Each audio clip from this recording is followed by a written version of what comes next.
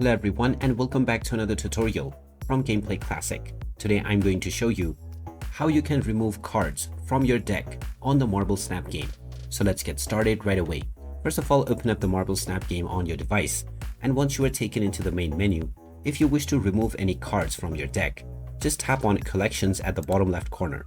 This will then show you all of your cards that you own, and you can also go into your decks in order to edit them.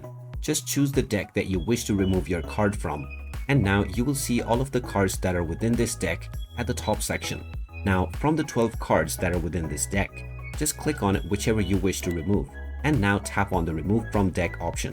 And now this card will be removed from your deck, and you will see it once again in the collections. Now with this method, you can remove as many cards as you wish, and you can add your desired card and make your change immediately.